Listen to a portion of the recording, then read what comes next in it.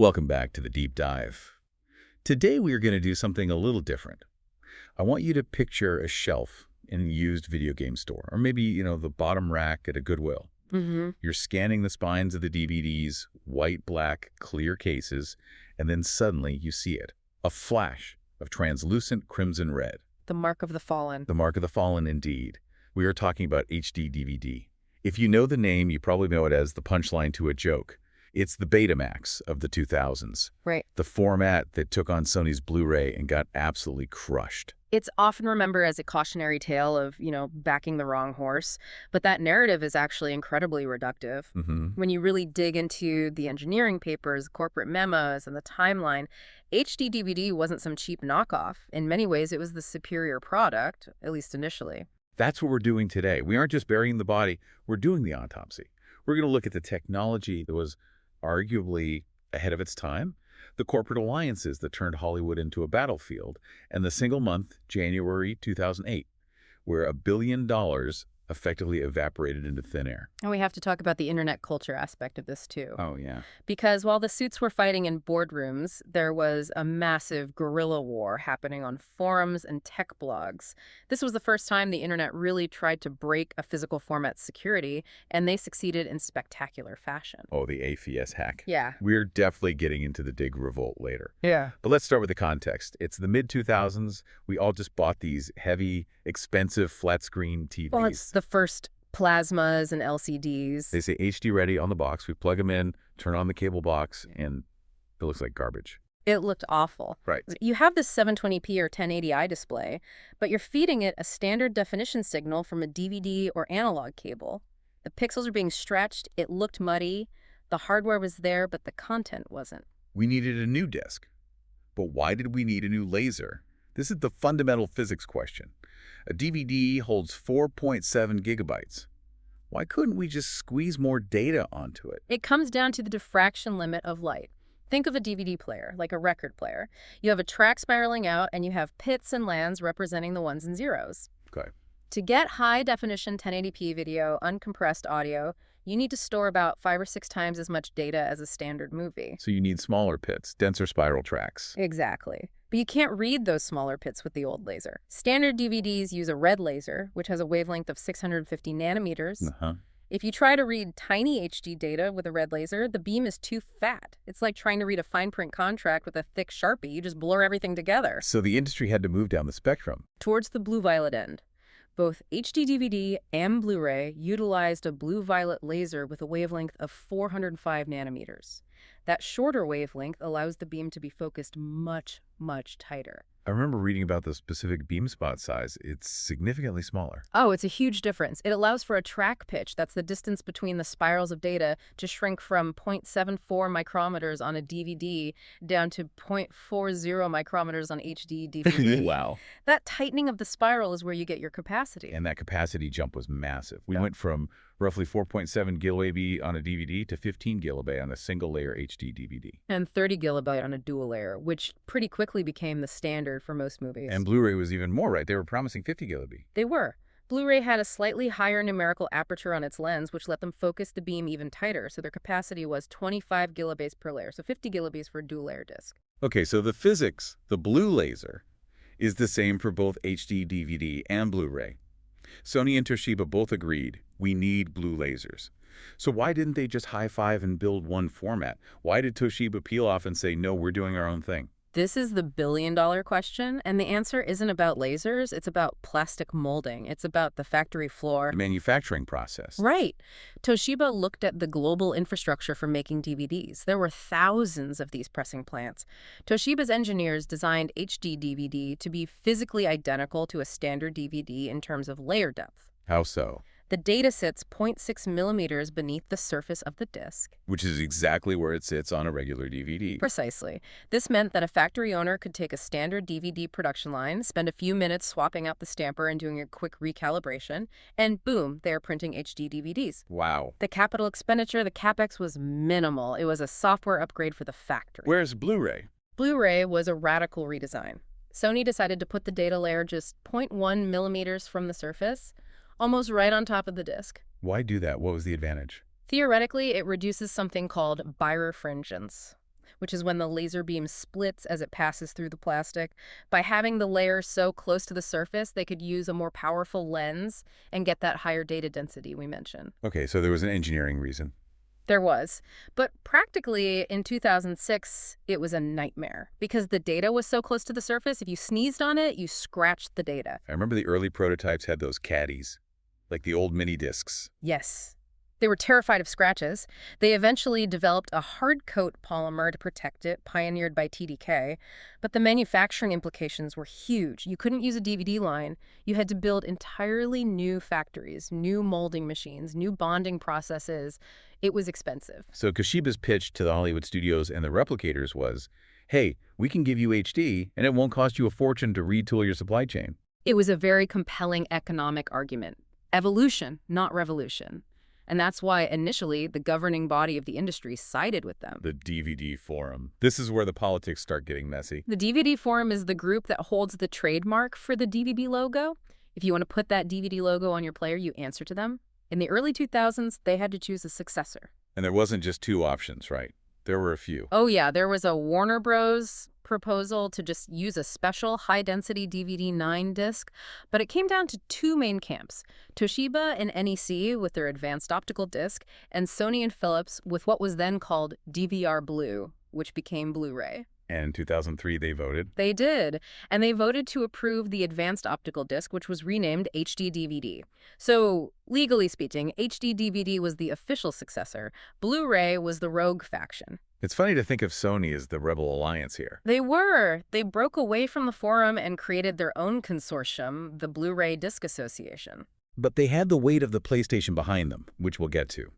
But before the war fully broke out, there was a moment where peace seemed possible. The failed peace treaty of 2005. This is one of the great what-ifs of consumer electronics. In 2005, Kunitake Ando from Sony and Teraki Ryugu from Toshiba actually met.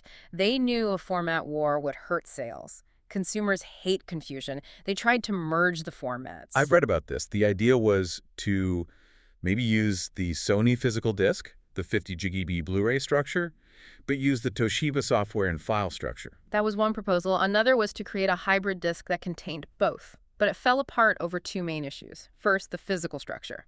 Toshiba just did not want to give up that manufacturing advantage we just discussed. It was their ace in the hole. And what was the other issue? The second wedge was software. And this is where Microsoft enters the chat. Microsoft hated Blu-ray, like actively despised it. They did, because Blu-ray chose Java, specifically a version called BDJ, as its interactive layer. Sun Microsystems Java. Right.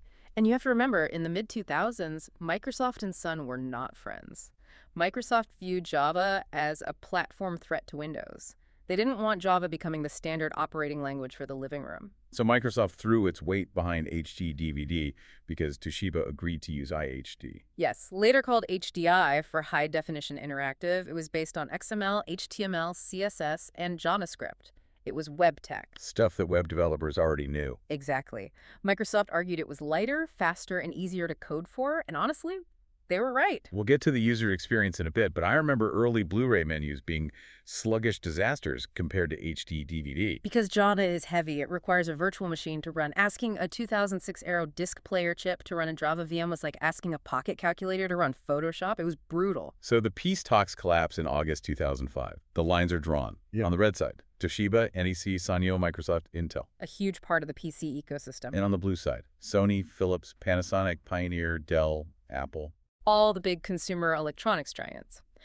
And HP was this interesting wild card. They tried to broker a deal demanding Blu-ray use Microsoft's iHD. When Blu-ray refused, HP threatened to support HD DVD. It was a mess. A massive corporate proxy war. The PC industry largely leaned toward HD DVD because of the easier file structure and managed copy features. Which we'll get to. The consumer electronics giants leaned toward Blu-ray because they wanted the higher potential capacity and, frankly, the patent royalties. Oh, yeah. The royalties were a huge part of the calculation for Sony. So let's go to launch day.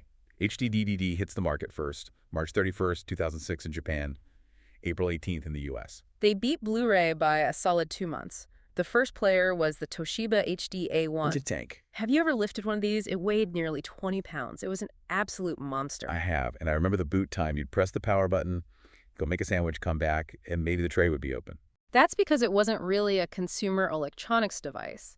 It was a Pentium 4 computer stuffed into a VCR casing running a custom version of Linux. It was a prototype sold as a product. So it was literally a PC. It was, but it worked. The first movies were The Last Samurai, $1 Million Baby, and The Phantom of the Opera, and they looked amazing. It did, and it was $499. Which sounds like a lot, but the first Samsung Blu-ray player that launched a few months later was $1,000. $1,000. A grand. And the picture quality on the Toshiba was arguably better at launch because they used better codecs. Let's talk about that picture quality, because I think people assume Blu-ray won because it looked better. But in 2006, that wasn't true at all, was it? Not at all. In fact, the first batch of Blu-ray releases were disastrous. Sony was so rushed to get to market, they used the old MPEG-2 compression, the same stuff used on standard DVDs, just at a higher bitrate. But MPEG-2 is really inefficient for high definition. It's terrible for HD. So the launch title, The Fifth Element on Blu-ray, looked awful. It was grainy, full of compression artifacts. It was barely better than an upscaled DVD. And HD DVD. HD DVD launched using VC1, which was Microsoft's advanced video codec, a descendant of Windows Media Video. It was hyper efficient. So even though HD DVD had less storage space, 30 GB versus Blu-ray's potential 50 GB, the video looked cleaner because the compression was smarter. This connects to the modern day, actually. The VC1 codec. That's the grandfather of the streaming codecs we use now. Absolutely. The codec war inside the format war was just as important. Eventually, both formats adopted AVC or H.264, which is what runs YouTube and Netflix and basically all internet video today. But HD DVD championed those advanced codecs first. And the audio was better too, right? Mandatory support for Dolby True HD and DTS HD high-resolution audio. Blu-ray's initial players didn't even have to support the best audio formats. It was chaos. So 2006 rolls on. HD DVD is cheaper, it looks better, the cases are red, which is a nice distinction. But then in November, two heavyweights enter the ring, the PlayStation 3 and the Xbox 360 HD DVD drive. This is the strategic divergence that probably decided the war. Sony took a massive, massive gamble. They put the Blu-ray drive inside every single PlayStation 3. Which made the PS3 expensive. $599. $599 US. I can still hear the meme. It was exorbitantly expensive, and Sony lost hundreds of dollars on every unit sold. But it meant that overnight, millions of people accidentally owned a Blu-ray player. It created a Trojan horse install base. Microsoft, on the other hand, made it an add-on. The Xbox 360 HD DVD player, it was a separate little white box that you plugged in via USB. It cost $199. And it came with a copy of King Kong. That's right, the Peter Jackson King Kong, a great demo disc. I remember the logic at the time was, we are giving gamers a choice. We aren't forcing you to pay for a movie player if you just want to play Halo. It was a respectful consumer choice, but a fatal strategic error. By making it optional, they ensured the install base would never match the PS3. If Microsoft had bitten the bullet and put the HD DVD drive inside the Xbox 360, even if it raised the price by $50 or $100, HD DVD likely would have won. But the blue laser diodes were expensive, right? It was a big part of the cost. Incredibly expensive, around $100 to $150 per unit initially. Microsoft didn't want to blow up the cost of the console. They were also already looking ahead to digital distribution. They saw discs as a temporary bridge. Whereas Sony saw discs as the future of their empire. Sony is a media company. They make movies, music, and the hardware to play them on. For them, owning the physical format was everything. So we move into 2007. The war is a stalemate. You have studios picking sides. Universal and Warner Bros. Are strongly in the HD DVD camp initially. Universal was exclusively HD DVD for a long time. Disney and Fox are strictly Blu-ray. And then you have Paramount, who did this weird thing where they flipped. Paramount was the big shock of 2007. They had been releasing on both, and then in August, they announced they were going HD DVD exclusive. Why? Money. The HD DVD promotion group paid them a reported $150 million in marketing incentives. So this was just studios being bought off left and right. It was. And this is where the user experience gap started to widen. If you were a film nerd in 2007, an early adopter, you probably preferred HD DVD for a few key reasons. Reason number one, region free. Huge, absolutely massive for collectors. Blu-ray maintained the old DVD region codes, Region A for the Americas and Japan, Region B for Europe and Australia, Region C for Asia. Right. If you imported a cool horror movie from France, which is Region B, and tried to play it on your American PS3, which is Region A, it would spit it out with an error message. Useless. HD DVD had 0 region coding. The world was one region. A disc from Japan played in a player from Ohio, no problem. I remember importing Pan's Labyrinth on HD DVD from Europe before it came out in the US. It felt like I was cheating the system. It was a feature that built immense loyalty among the early adopter crowd, the influencers of that era, the people posting on the AVS forum. Reason number 2, the combo disc. I have a love-hate relationship with these. The flipper discs, a dual-layer DVD on one side, a dual-layer HD DVD on the other. The marketing pitch was genius. Buy it now, play the DVD side in your bedroom, play the HD side in your living room. It future-proofed your collection. It was smart. It was a bridge for consumers who hadn't upgraded yet, but physically, a nightmare. No label art, just small text on the inner ring. Fingerprints everywhere. And they were prone to rot or bonding separation because the glue chemistry was tricky. But again, it showed Toshiba was trying to bridge the transition for normal people.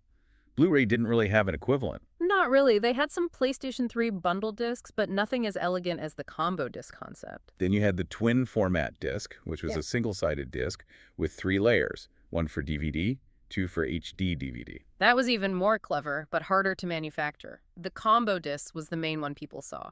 And then there was the 3x DVD hack. This is something I feel very few people knew about. This was the poor man's HD.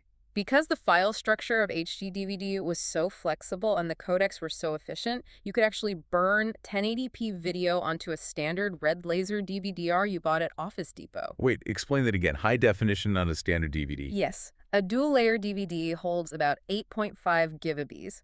If you use the efficient AVC codec, H.264, you could fit a 90-minute movie in 1080p on that disc. The official Toshiba players recognized it as an HD DVD file structure and played it back in full HD. That's wild. It's like putting jet fuel in a lawnmower and having it actually fly. It was officially supported in the spec. It was called HD Rec. It was a brilliant engineered solution to expensive media. The blank HD DVD-Rs were pricey. Blank DVD-Rs were a dime a dozen. Okay, we have to pause here and talk about the biggest drama of the era. The ACS hack, the 09F9 number. This wasn't just about movies. This was an internet censorship war. This is one of my favorite stories in tech history. So AACS Advanced Access Content System was the encryption used by both formats. The studios were told it was unbreakable. Unbreakable. Famous last words. Of course. In late 2006, a hacker who went by the name Muslik64 found a vulnerability. Not in the disk itself, but in the software player WinDVD running on a PC. He managed to scoop the processing key out of the computer's memory while the movie was playing. And this key unlocked everything. It was the master key. With this 16-byte number, you could decrypt any HD DVD released up to that point. It was a skeleton key for the entire format. And naturally, he posted it on the internet. On the Doom 9 forums, a haven for video enthusiasts and software crackers. And naturally, the AACS licensing authority, the lawyers, freaked out. They started sending cease and desist letters to everyone, Google, bloggers, forums. And then they made the mistake of going after Dig. For the Gen Z listeners, Dig was Reddit before Reddit. It was the front page of the internet. A user posted the key. The Dig admins, terrified of being sued, deleted the post and banned the user. Bad move. Terrible move. The community revolted. They realized the admins were censoring the information for corporate interests. So suddenly, thousands of people started posting the key. I remember the front page. It was a wall of that number. 09F9 1102 9D 74 E3 5B 41 56 C5 63 56 88 C0. It's burned in my brain. They embedded it in haiku. They made songs about it. They photoshopped it onto T-shirts. There was a famous image of the key printed on a flag being waved by a Revolutionary War soldier. It was the Streisand effect nuclear explosion. By trying to hide it, they made it the most famous number on the internet. Exactly. And practically, what did this mean for HD DVD? It meant HD DVD was cracked wide open. You could rip the movies to your hard drive easily with a tool called Backup HD DVD. Blu-ray was also cracked eventually, but Blu-ray had an extra optional layer of security called BD+, which was a tiny virtual machine that ran on the player and could dynamically change the encryption code on the disc. It was much harder to break. HD DVD didn't have that. No. Once the processing key was out, the game was over. So the studios looked at HD DVD and saw a format that was wide open to piracy. Exactly. Fox and Disney were terrified of piracy. The fact that HD DVD security was obliterated so publicly definitely made them cling tighter to Blu-ray. It was a PR disaster for the format, even if it was a victory for internet freedom. So, late 2007, the hackers have the key, the prices are dropping, Toshiba does a fire sale. The HD A2 player hits $99. This was the final push. Toshiba was losing a ton of money on every player, trying to buy market share. They sold a ton of units. I bought one. I think a lot of people did. It was the cheapest way to get into HD media. At the end of 2007, things were looking okay for them. Not great, but okay. By some metrics, there were arguably more dedicated HD DVD players in homes than dedicated Blu-ray players, if you don't count the PS3. And that's the big asterisk, isn't it? The PS3. It's the 800-pound gorilla in the room. But still, it felt like a real fight. And then, January 2008, CES, the Consumer Electronics Show in Vegas. The atmosphere was tense. Everyone knew something was going to give.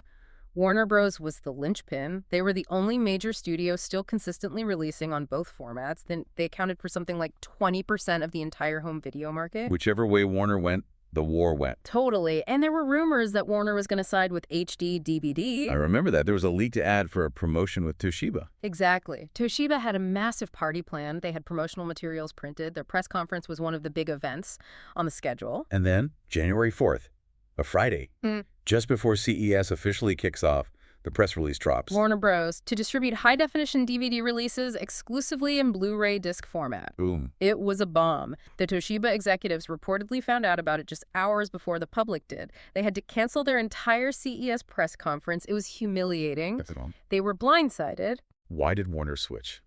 The press release said consumer confusion.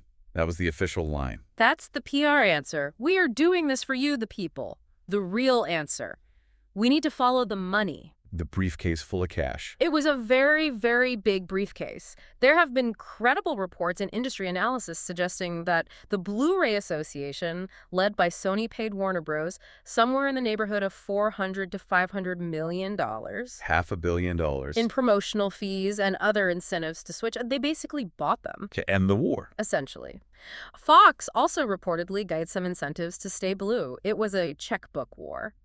Sony looked at their bank account, looked at the potential royalty stream from Blu-ray licensing for the next 10 years, and decided it was worth paying $500 million to kill the competition. And once Warner tipped, the dominoes fell instantly. Within days, Netflix said, we're phasing out HD DVD rentals. Best Buy said, we're recommending Blu-ray to our customers. And then the biggest one of all, Walmart. The king of retail. Walmart announced they were going Blu-ray exclusive. And you can't survive without Walmart. No. Once shelf space is gone, you are dead. That was the final nail. So on February 19, 2008, Toshiba officially surrenders.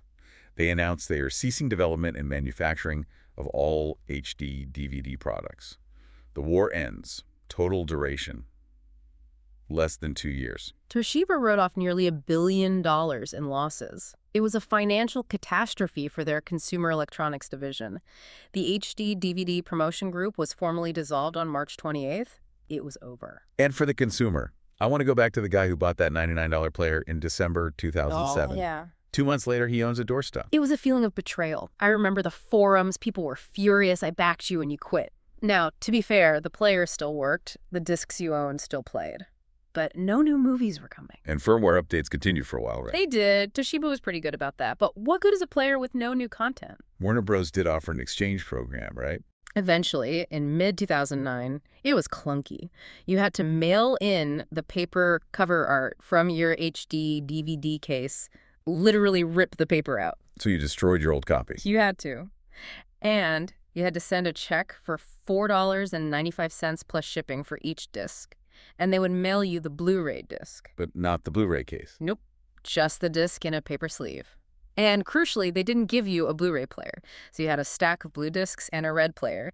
It was a token gesture at best. Let's look at the long tail here. Because the format didn't just vanish from the earth the next day. There were some weird zombie releases. The release schedule takes time to stop.